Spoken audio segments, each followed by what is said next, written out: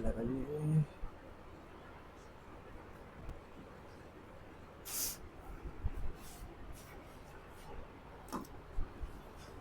ठीक, भाइयों और उनकी प्यारी बहनों, फीमेल सुपरवाइजर के अंदर जो आपके सेक्शंस बनी हुई हैं, स्पेशली लड़कियों के लिए कह रहा हूँ, ये उसी के अंदर सेक्शन टेस्ट है जिसके कुछ आपको आंसर्स देने हैं। ठीक है, ये सेक्शन आपकी कौन सी है? मैथ्स की। इसके बाद डिस्कस करेंगे इसकी रीजनिंग की, 5-5 क्वेश्चन रहेंगे। तो जैसे ये देख रहे हो, पहला क्वेश्चन आपका किसका है? मैथ्स का। वो क्या कह रहे हैं, किस टॉपिक का क्वेश्चन है ये? पहली बात तो ये प्रॉफिट एंड लॉस, क्योंकि हमें दिख रहा है परसेंटेज वगैरह, गुड्स परसेंटेज, लॉस परसेंटेज निकालो, ये वो, या डिस्काउंट वगैरह। तो कह रहे कोई एक शॉपकीपर है जिसने गुड्स को 80% पे कॉस्ट प्राइस के ऊपर क्या किया है, और फिर उसी पे डिस्काउंट कितना दे रहा है? 48% का। तो मुझे ये बताना है कि उस पर्सन को लॉस परसेंट कितना हुआ होगा। तो कुछ ऑप्शंस हैं, करो जरा ट्राई, और टाइम नोट कर लेना। करो, इधर नहीं ना बोलना है, तुम लोगों ने कर लिया, लड़कियां।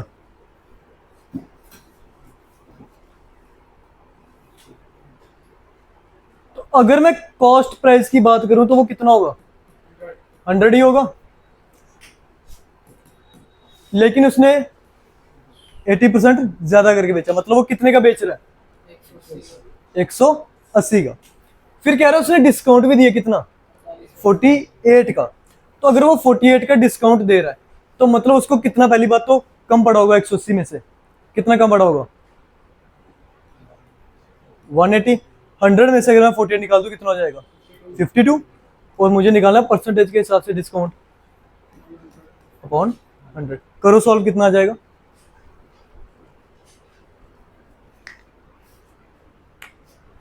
ठीक है, कॉस्ट प्राइस नॉर्मली कितना होता है? 100, लेकिन वो 80% ज्यादा कर रहा है, तो कितने का कर रहा है वो? 180। उसके बाद डिस्काउंट भी दे रहा है, कितना? 48% का। तो हमें ये बताना है कि जो उसको लॉस हो रहा है वो कितना लॉस परसेंटेज हो रहा है।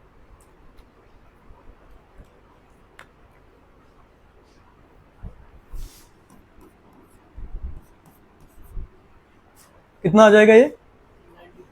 93.6।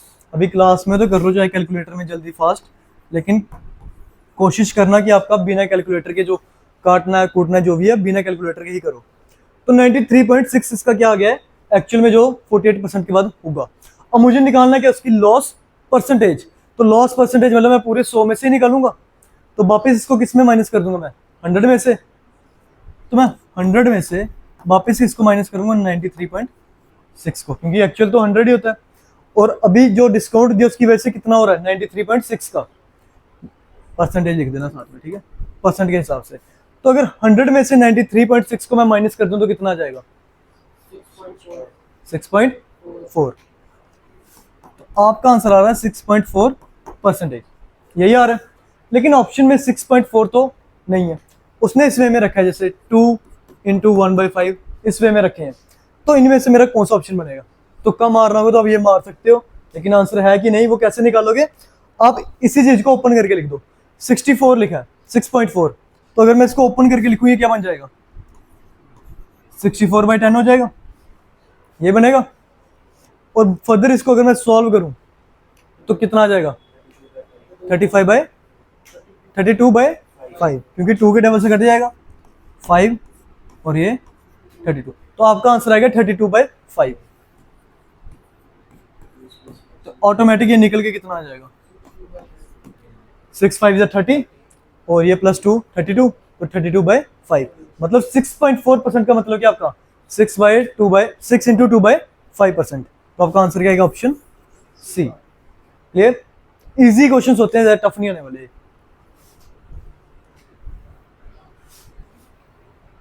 अच्छा, ये वाला मिटाना पड़ेगा। चलो सेकंड क्वेश्चन पे, 2 ही ऑप्शन, अच्छा 3 4। पढ़ो क्वेश्चन क्या कह रहा है, और ये किस टॉपिक है? एवरेज। कह रहा है एवरेज एज दी गई है 6 पर्सन की, किसी फैमिली में कितनी? 25 साल। उसके बाद कह रहा है जो उनमें से यंगेस्ट मेंबर है वो 4 साल का है, देन व्हाट, यही है और भी है, then what was the average age of the family just before the birth of the youngest member. तो बताओ जो 6 मेंबर की एज उस फैमिली में 25 साल है एवरेज, बताओ उनमें से जो यंगेस्ट मेंबर है 4 साल का, उसके पैदा होने से पहले बिफोर बोला ना, उस फैमिली की जस्ट पहले, just before the birth of the youngest member, उससे पहले एवरेज एज क्या होगी उस फैमिली की, तो क्या होगी?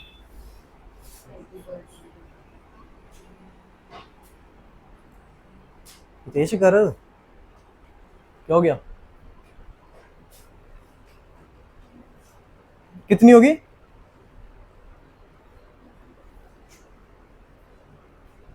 तो अगर मैं पहले टोटल एज निकालू कितनी आएगी? कितनी आएगी टोटल एज? तो टोटल एज में क्या होगा, इन दोनों का मल्टीपल हो जाएगा, ठीक है। तो कितना आ जाएगा टोटल एज अगर मैं बोलूं आपकी, आ जाएगी वो 25 इंटू 6, जो कितना होगा 150 साल, ठीक है। उसके बाद मुझे निकालनी है एवरेज एज तब उन फैमिली मेंबर्स की जब 4 साल का बच्चा भी पैदा नहीं हुआ, उससे पहले, मतलब 5 मेंबर्स को लेके। तो क्या करेंगे अब हम? 5 मेंबर की निकालनी है मुझे, कि 6 की? 5 की 6 की? अभिनव 5 की, क्योंकि मुझे एक मेंबर को स्किप करना है, क्योंकि उससे पहले की निकालनी जो 4 साल का है। तो 5 की, और मैं 5 क्या करूंगा, एक एक स्टेप क्या करते जाऊं पीछे, माइनस। तो कितना हो जाएगा इसका ईयर्स फिर? कितना हो जाएगा, बोलो जल्दी। 150 सालों में आप कितना माइनस करोगे?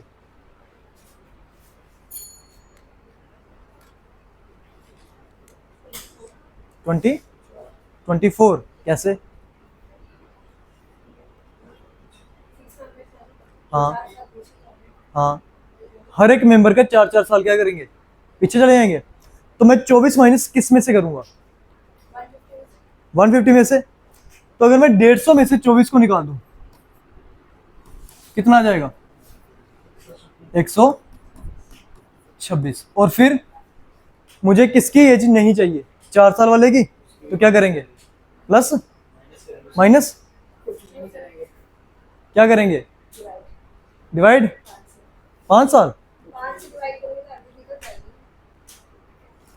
तो अगर मुझे चाहिए कितनी, 5 बंदों की चाहिए, कर दो 5 से डिवाइड, तो कितना आंसर आएगा?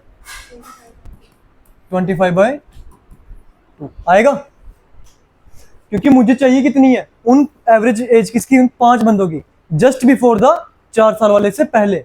तो मैंने वही किया, पहले टोटल एज निकाली, कितनी आ गई 150 साल। उसके बाद उन 150 में से मैंने उन्हीं फैमिली मेंबर्स के 4 4 साल क्या कर दिए, स्किप कर दिए, तो 24 हो गए। तो 150 में से मैंने 24 को माइनस कर दिया, कितना आ गया 126। मुझे निकालनी कितनी है, average age of the family just before, उस पर्सन से पहले जो 4 साल का है। तो डिवाइड किससे कर दिया, 5 से। और जब मैं डिवाइड कर दूंगा 5 से, तो मेरे पास आंसर क्या आ जाएगा 25.2। कहां पर है, ये ऑप्शन आपका 4th, ठीक है।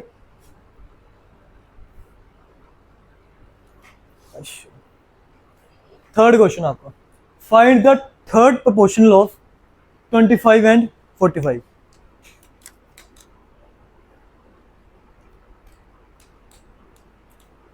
पढ़ा हुआ ना, ये नहीं बोलना नहीं पढ़ा है वो मुझे। तो क्या आएगा,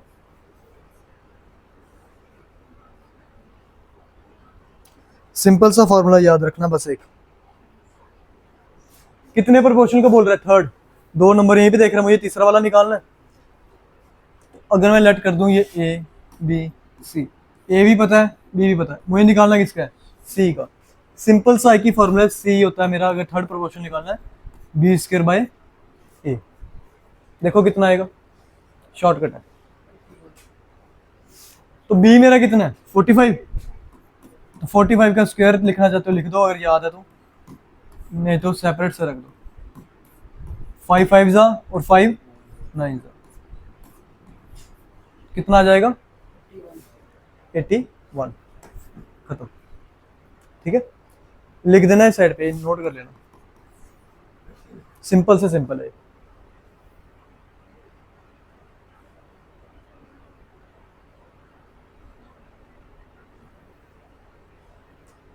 चलो पढ़ो question. A can finish work in 15 days, a person है, खत्म कर रहा है काम को कितने दिनों में, 15 दिनों में। सिमिलर वे में कह रहा है जो बी पर्सन है वो भी काम, सेम काम को खत्म करता है लेकिन कितने दिनों में, 25 दिनों में। कह रहा है जब वो दोनों एक साथ काम करते हैं तो काम खत्म होता है 5 दिनों में। Rest of the work is finish, जो बाकी काम बच जाएगा वो ए और सी मिलके खत्म करते हैं कितने दिनों में, 4। तो बताओ अगर काम खत्म करना है तो सी अकेला उसी काम को कितने दिनों में खत्म कर देगा।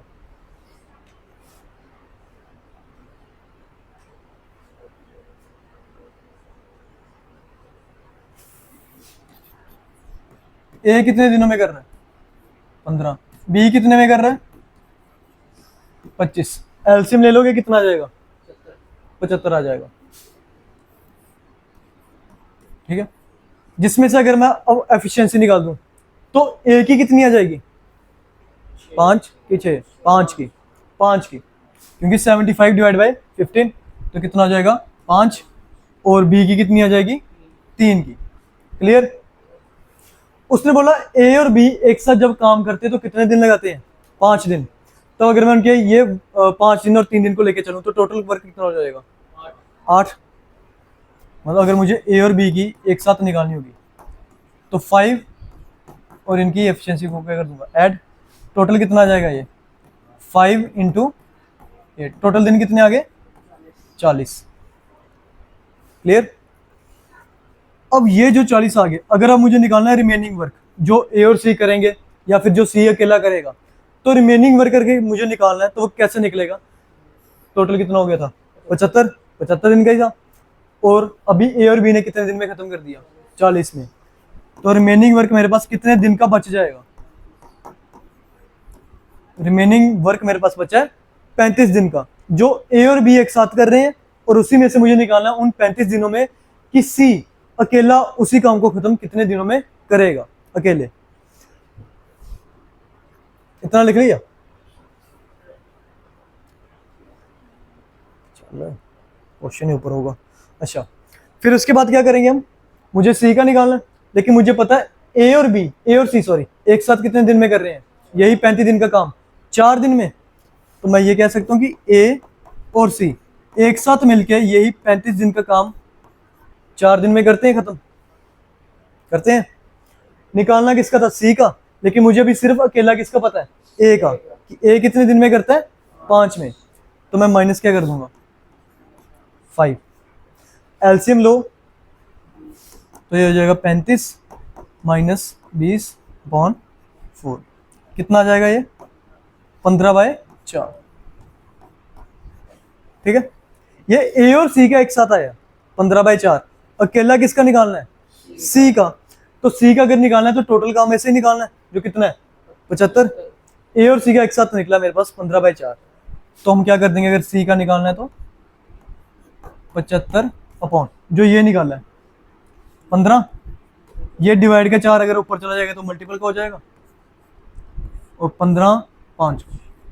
तो सी उसी काम को अकेला अगर करने जाए तो कितने दिन में खत्म करेगा, 20 दिनों में। ठीक है,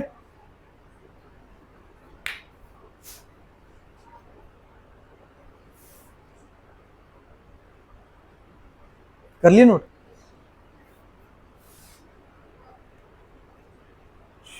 हाँ, इनमें से 4 ऑप्शंस में से कौन सा डिविजिबल बाय 11 नहीं है, देखो लास्ट क्वेश्चन है।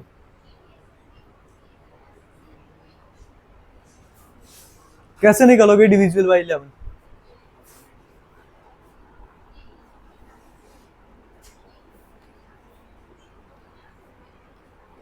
क्वेश्चन नोट कर लो, ऑप्शंस लिख लो, एज ए होमवर्क मान लो इसको, क्योंकि ये आपका बेसिक वाले क्वेश्चंस है जो आपने स्टार्टिंग में पढ़े हैं, जब आपने स्क्वायर रूट वगैरह पढ़े होंगे।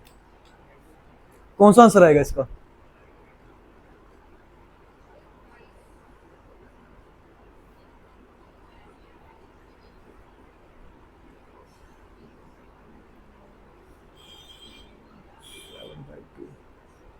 नॉट बोला। ठीक है,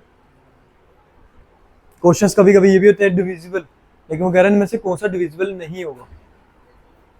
लिख लिए ऑप्शंस, कर लिए नोट। अगर क्लास के दौरान ही कोई कर लेता है तो मुझे बता देना, लेकिन लिख लो ये। सिमिलर वे में वो आपके रीजनिंग के। चलो करो शुरू जल्दी से। क्या कह रहा है? Pointing to a photograph of a boy, Suresh said. किसी लड़के की फोटो की तरफ इशारा किया, किसने किया? सुरेश ने। और क्या कह रहा है कि वो बेटा है किसका? इकलौते बेटे का ऑफ माई मदर। तो how is Suresh related to that boy? तो क्या होगा? ब्रदर। ठीक है, सीधा ही आंसर आ गया। सुरेश, क्वेश्चन शुरू होते ही कहां से है? जहां से माई होगा। सुरेश कह रहा है माई मदर, माई से तो माई मदर, यहीं से रिवर्स तो माई मदर का reverse, the only son of my mother. Only son of my mother कौन है फिलहाल? सुरेश। तो ये कंफर्म है, क्या हो जाएगा? मेल। और फिर कह रहा है जिसकी तरफ इशारा किया गया वो आगे इसका बेटा है। तो बताओ अब सुरेश जो है वो इस बॉय का क्या है? फादर है, ब्रदर नहीं, फादर। ठीक है, जल्दबाजी नहीं करनी क्वेश्चन में।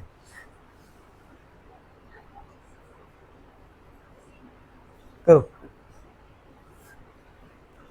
सिंबल कितने? 6 लेटर हैं। पूछा जो नंबर उसमें भी 6 ही लेटर हैं। तो मतलब पेयरिंग के चांस अगर चले तो चल सकते हैं। चेक करो सिंबल। हाँ बन जाएगा।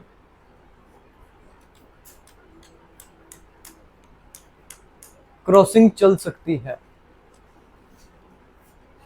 यहाँ प्लस माइनस कर रहा है, देख लो। तो नंबर के लिए उसने पूछा है।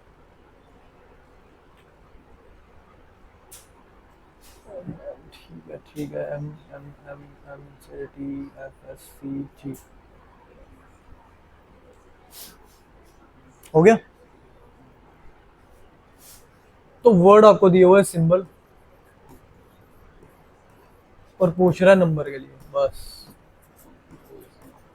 ठीक है, सिंबल के नीचे कोड दे रहा है N, Z, T, M, P और सी। किस किस का हो गया? 1 2 और बस हो गया। क्या नाम है? पायल। पायल क्या किया हुआ है? 3 मतलब 2 का पेयर और फिर क्रॉसिंग, मतलब ये और फिर क्रॉसिंग। एस के बाद टी, वाई के बाद एम के बाद एन, सिमिलर वे में बी के बाद सी, एल के बाद एम, ओ के बाद पी। ठीक है, तो पूछा हुआ नंबर है तो उसमें भी ये करेंगे। एम के बाद क्या आएगा? एन, यू के बाद वी और फिर एन के बाद ओ। तो ये दो तो कभी नहीं होने वाले। आर के बाद क्या आएगा? एस। तो वही यही से डिसाइड हुआ answer, N V O S दिखने वाला है। ई के बाद एफ ई आएगा और बी के बाद सी। ठीक है, हमेशा जब भी, वैसे बार बार क्या बताना, जब भी मेरे पास इवन नंबर के लेटर होंगे तो पेयरिंग का सोचना ही सोचना।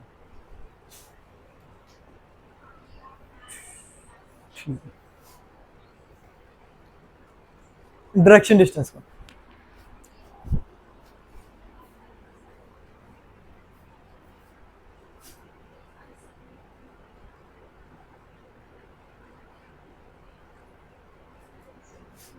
अमर चला रहा है गाड़ी को नॉर्थ डायरेक्शन में 13 किलोमीटर, फिर राइट टर्न ले रहा है और फिर 14, फिर से कह रहा है टर्न ले रहा है राइट और फिर 25।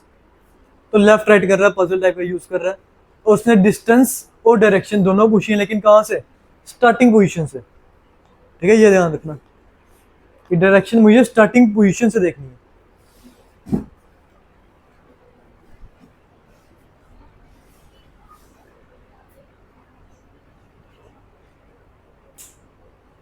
हो गया, ठीक। तो नॉर्थ में चला 13 पॉइंट है इसे। ठीक, फिर कह रहा है एंड ही टर्न राइट। तो नॉर्थ के राइट पे कौन सी डायरेक्शन आ जाएगी? ईस्ट। और कितना चलना है? 14।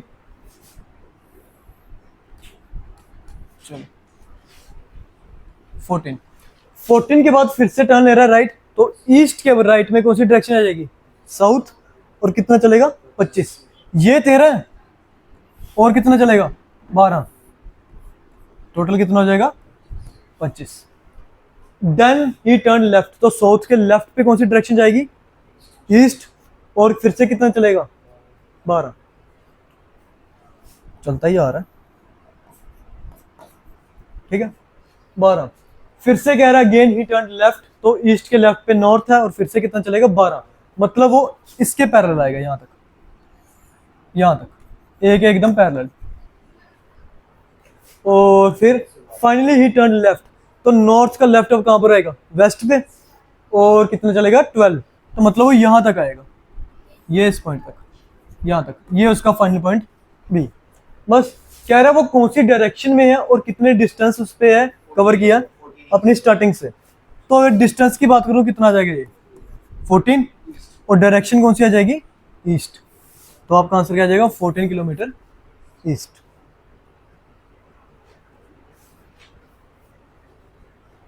अच्छा सीरीज का क्वेश्चन आसान है, 7 10 फिर 8 जिगजैग चल रही है, हाँ खत्म, लो 7 के बाद 8, 8 के बाद 9, 9 के बाद 10, ये तो क्लास में भी हुआ क्वेश्चन।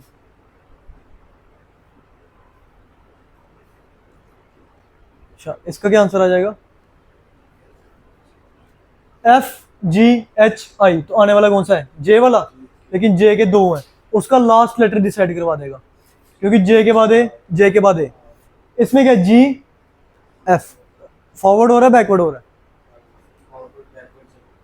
हाँ एक बार FG और एक बार GF, अच्छा फिर तो फिर HI, फिर फिर आ जाएगा JK, फिर K, ठीक, ये भी ठीक है, बीच में रहेगा, हाँ A बीच में रहेगा, हाँ हाँ, तो क्या आ जाएगा जे ए के, तो अगर मैं इसके आगे का पूछूं तो भी क्या आएगा के ए जी, ठीक है क्लियर है, ठीक, और है इसके क्वेश्चन बचे 110 तक हो गए, ठीक है। अब आप क्या आएंगे अंग्रेजी वाले अध्यापक, और आपसे थोड़ी बातचीत करेंगे क्वेश्चनों के रिलेटेड। निकालो एरर, पहला क्वेश्चन देख लो क्या कह रहा है, सब्स्टिट्यूट, ठीक है, फिर अगला एरर वाला है, चलो ठीक है, ये वाले क्लियर है क्वेश्चन। अच्छा उसका आंसर आ गया, हाँ डिविजिबल वाले का नहीं,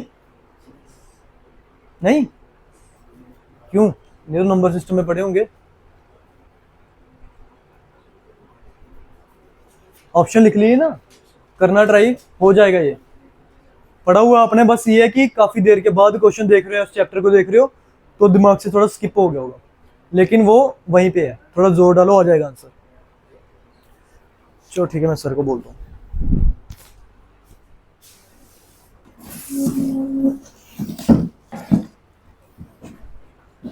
पहला तो रीजनेबल है,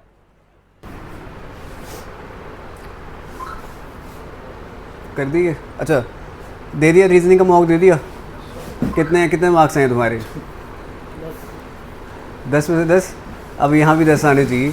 अच्छा इंग्लिश करने जा रहे हैं, सुनना ध्यान से, पहला क्वेश्चन सबको दिख रहा है, कहता है select the most appropriate option to substitute the underline segment in the following sentence. कुछ नहीं करना, तुम्हें यहाँ पे एक सेंटेंस में ना एक सेक्शन जो है वो अंडरलाइन कर रखी है, तुम्हें बताना है कि कौन सा ऑप्शन यहाँ पे है जो सूटेबली इस ऑप्शन को रिप्लेस कर सकता है, बस तुम्हें ये बताना है, जल्दी से बताओ क्या आएगा। With the harsh word of the boss Surjan felt sad but his colleagues word created insult to injury. तुमने हमेशा ये सुना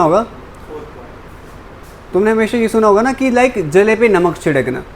कहता कि हार्श वर्ड जो थे ना बॉस के, उसकी वजह से सुरजन जो था वो हुआ क्या, सैड हुआ, बट जो कोलीग्स उसके थे जब उसने ताने मारे ना तो इंसल्ट क्या हुई और ज़्यादा हुई, तो क्रिएट थोड़ी हुई insult, words added insult to injury, option number 4।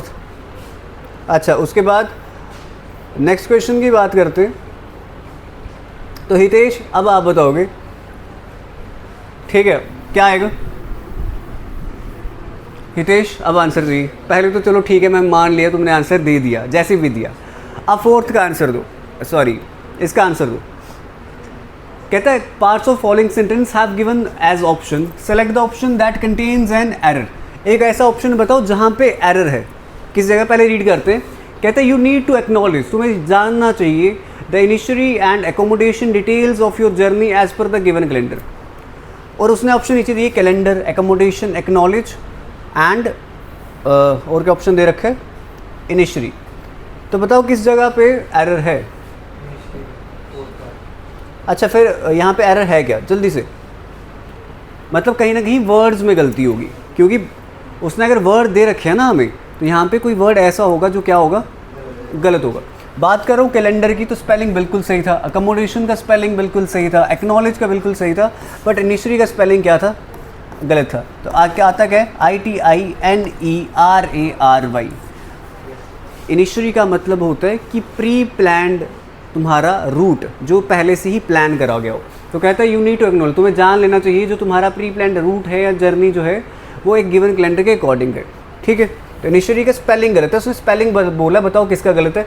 और अगर तुम्हें नहीं भी पता होता ना, तुम्हें ये पता होता ये 3 सही है, एक बच रहे जो ऑड वन है उसको निकाल दो। जल्दी से इसका आंसर देना। अब ये आता है तुम्हारा पैराजम्बल, पैराजम्बल भी तुम्हारे एग्जाम में है, सेंटेंस रीअरेंजमेंट। जल्दी से इसका आंसर दो, तीसरे क्वेश्चन का आंसर जल्दी से। मैं नहीं दे रहा, क्या आएगा जल्दी से, 30 सेकेंड। अच्छा मैंने तुम्हें ना पैराजम्बल करना सिखाया है। सबसे पहले देखो यहाँ पे वर्ब वाला पहले आ नहीं सकता। व्हेन सडनली, तो सडनली क्या, मेरे को नहीं पता चल रहा। अ कर्कस ऑफ एनिमल, चलो ये लगता है आ सकता है, ये लगता है आ सकता है। यहाँ तो बी पहले आएगा, यहाँ तो डी पहले आएगा, ठीक है। चेक करके देखते हैं। अब मैं यहाँ पे कुछ कर नहीं सकता तुम्हारे लिए, सुनो यहाँ पे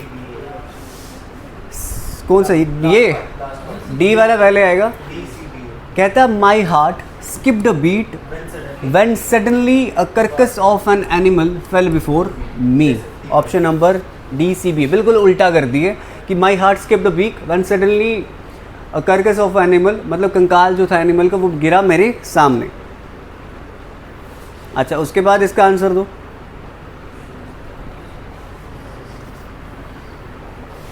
क्या बोलूँ अब मैं, जल्दी से, आंसर तुम्हारे सामने ही है, एंगर।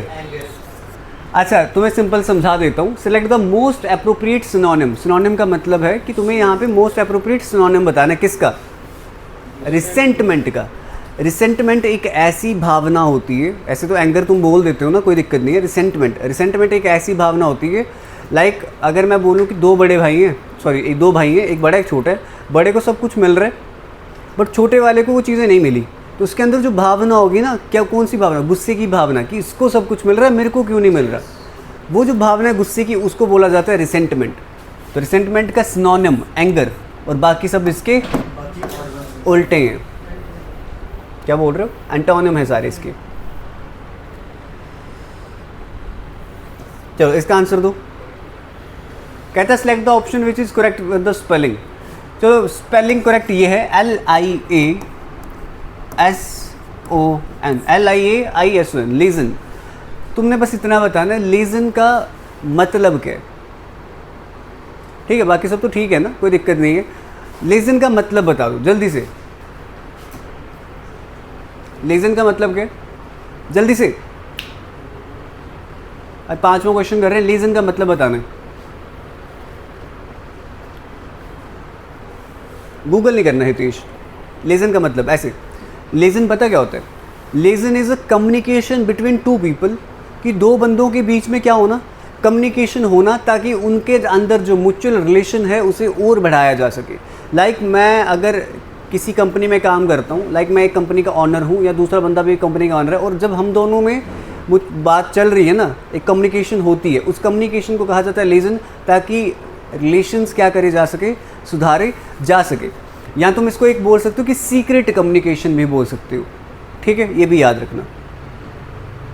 अच्छा आगे चलते हैं, क्वेश्चन नंबर बात करते हैं 6th की। आंसर क्या है समझना है यहाँ पे। कहता है select the most appropriate antonym. Antonym से मेरा क्या मतलब है, उल्टा बताना है। मीगर होता है बहुत थोड़ा सा, मीगर मतलब थोड़ा सा। रीजनल, इसका उल्टा तो लग नहीं रहा, मीगर थोड़ा सा, तो रीजनल कुछ और ही है। रेशियल, भेदभाव करने वाला नहीं।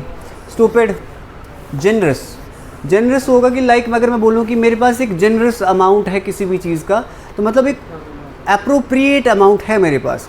तो तो थोड़ा होना और एप्रोप्रिएट होना बिल्कुल इसका उल्टा। बात करते हैं तुम्हारे नेक्स्ट क्वेश्चन की। अब ऐसे ही क्वेश्चन आएंगे, देखो यहाँ पे, इसका आंसर दो।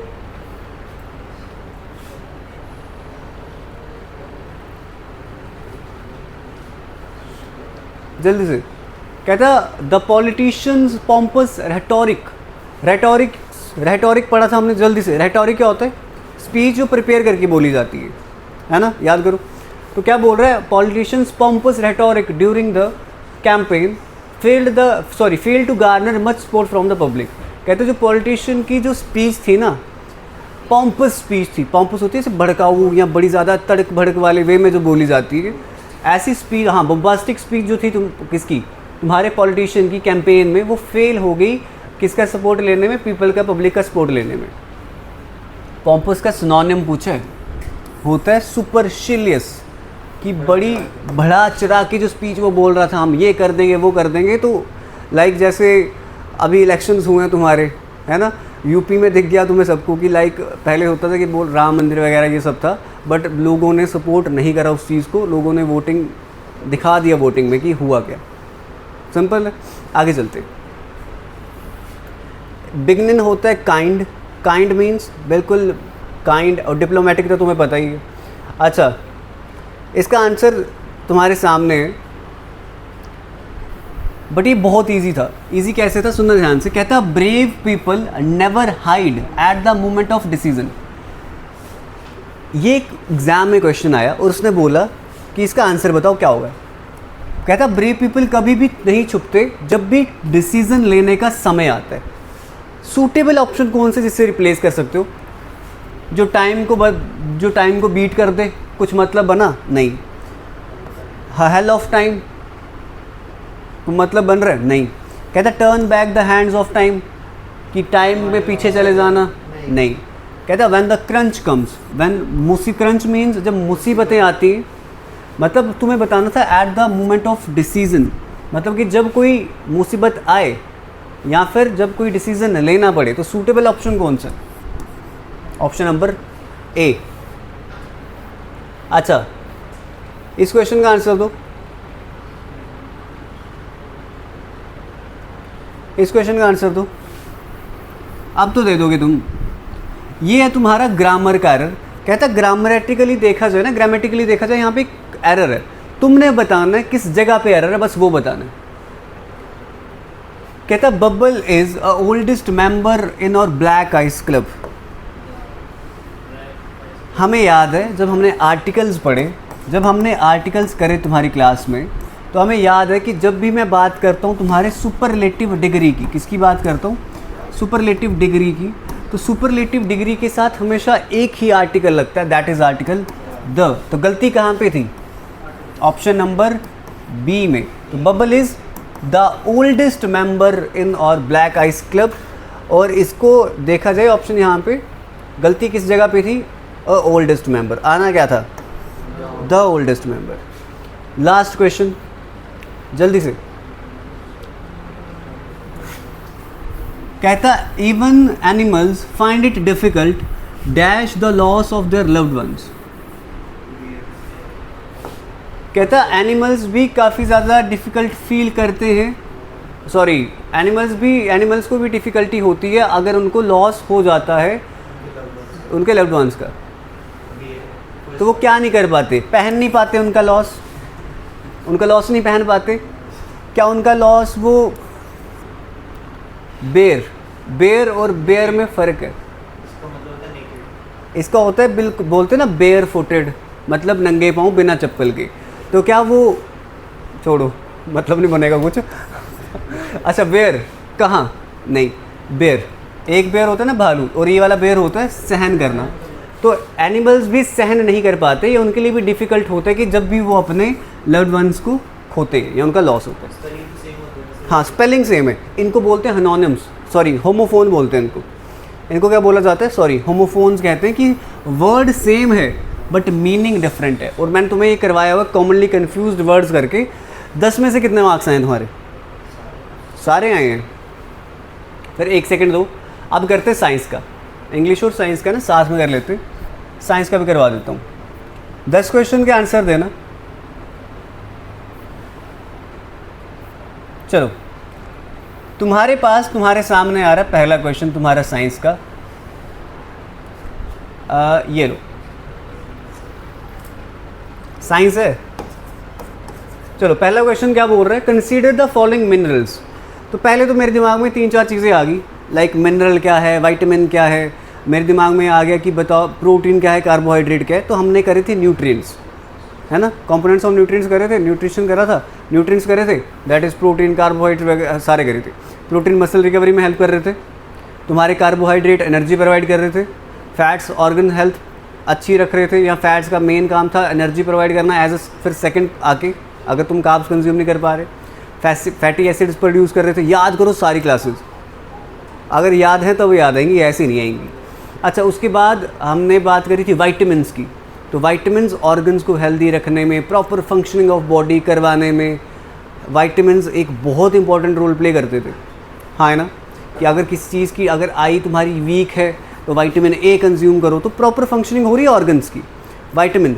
बट मिनरल का क्या काम था, मिनरल का एक बेसिक काम था कि वाटर बैलेंस बॉडी में बनाए रखना, और ऑर्गन जितने भी हैं या बाकी जितनी भी चीज़ें हैं उनकी प्रॉपर फंक्शनिंग में एक इंपॉर्टेंट रोल प्ले करना। ये काम था किसका, मिनरल्स का।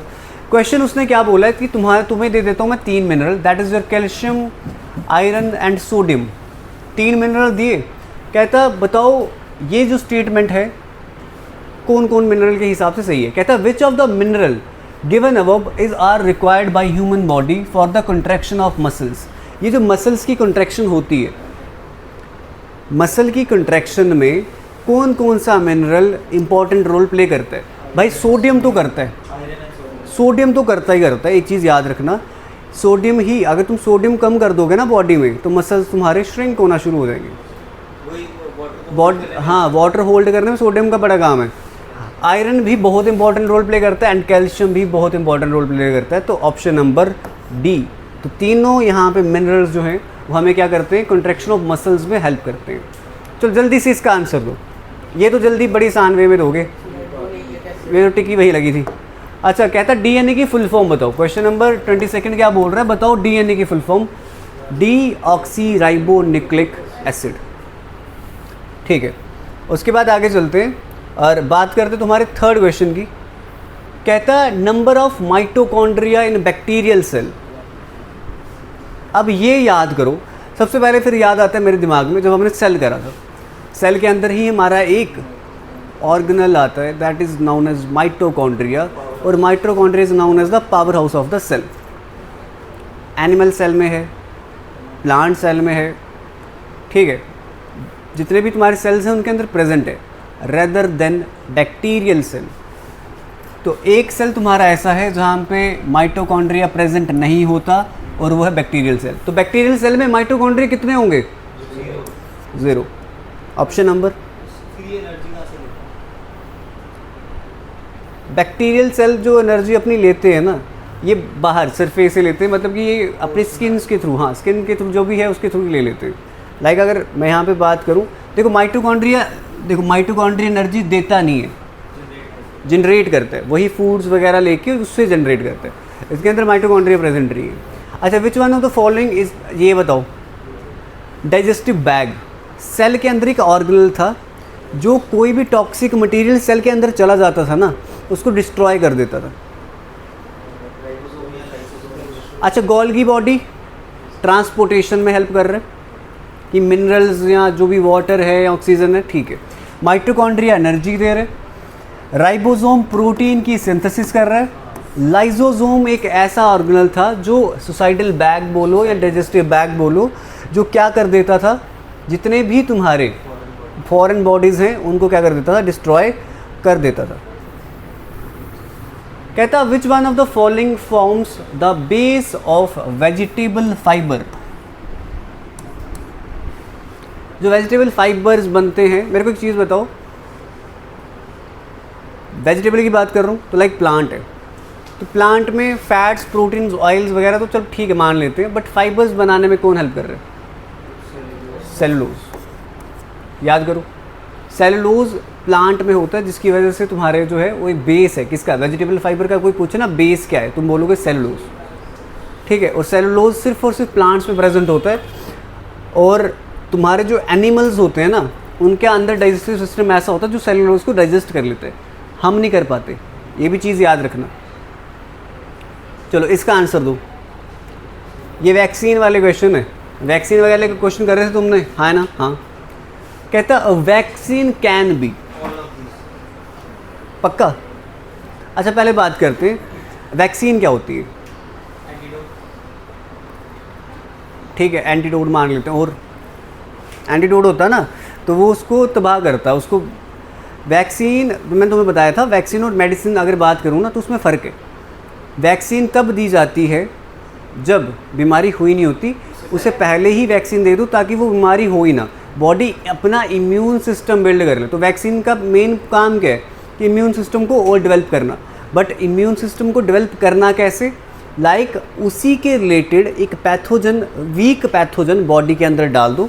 जो वैक्सीन तुम ले रहे थे ना कोविड में, तो तुम्हें क्या करते थे, कोविड लेते थे तो 2 दिन 3 दिन बीमार हो जाते थे।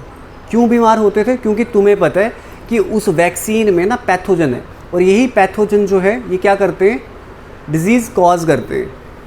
अब वो पैथोजन थोड़ा वीक पैथोजन था जिसने सिर्फ बीमार किया, स्ट्रॉन्ग पैथोजन होता तो जान ले लेता। और वो वीक पैथोजन तो तुम्हारी बॉडी में डाला ना, तो बॉडी ने इम्यून सिस्टम जो है बिल्ड करना शुरू करा, ठीक है, पैटर्न समझ आती है बॉडी, इम्यून सिस्टम बिल्ड करना शुरू करा। जब एक्चुअल में वो वाला पैथोजन अटैक करे ना, तो तुम्हें बीमारी हो ही ना। तो वैक्सीनेशन या वैक्सीन क्या होती है, सिंपल एक एंटीजेनिक प्रोटीन है जो एंटीजेंस प्रोड्यूस करता है ताकि इम्यून सिस्टम बढ़ाया जा सके, हाँ है। वीकेंड पैथोजन है, हाँ है। या फिर एक लाइव अटेन्यूएटेड पैथोजन है, मतलब ऐसा पैथोजन जो जिंदा होगा, मरा हुआ पैथोजन भी डाल सकते हैं, जिंदा भी डाल सकते हैं, बट उसकी पावर कम होगी। तो ऑल ऑफ दीज वैक्सीन क्या होती है, तीनों चीज़ें। ये हमने ना बहुत अच्छे वे में पढ़ा हुआ है, कब, जब हमने तुम्हारी क्लासेस करी थी। जल्दी से इसका आंसर देना। कहता the first vaccine developed by Louis Pasteur. अच्छा सबसे पहले वैक्सीन का कॉन्सेप्ट किसने दिया था, Edward Jenner. But Louis Pasteur जो था, इसने जो पहली वैक्सीन बनाई थी वो किसके अगेंस्ट बनाई थी, रेबीज़ के वायरस के खिलाफ। ये चीज़ याद रखना, बहुत इंपॉर्टेंट क्वेश्चन है और ये एग्ज़ाम में तुम्हारे आएगा ही आएगा। अच्छा बात करते हैं यहाँ पे,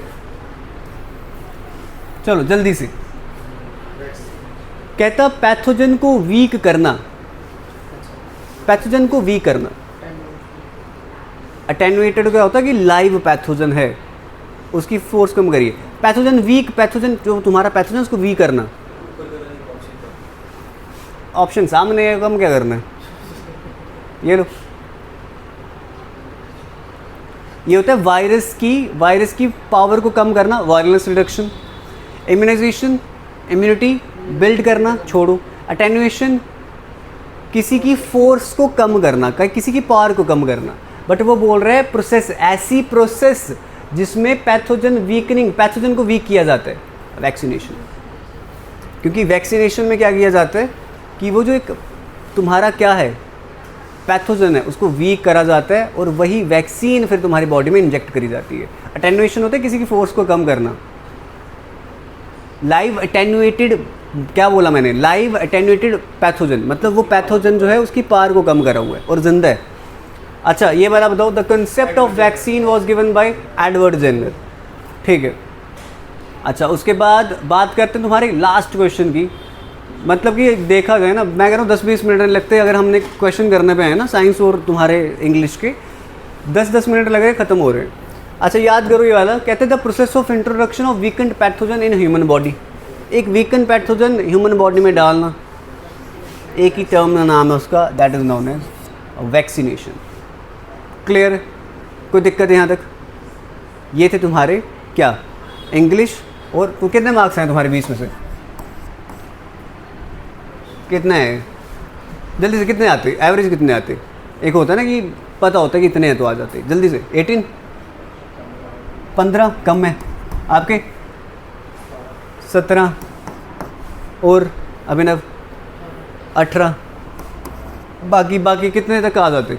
फीमेल सुपरवाइज़र 17, 20, ठीक है। आपके कम है अच्छा आपने फीमेल सुपरवाइज़र पेपर नहीं देना है, ठीक है, अब मजाक कर रहा हूँ, ठीक है। तो ये था तुम्हारा साइंस और इंग्लिश का मॉक, ठीक है। उसके बाद बाकी मॉक जो है वो भी डिस्कस करने वाले हैं अभी सर आगे, तो इतना रख रहा हूँ मैं।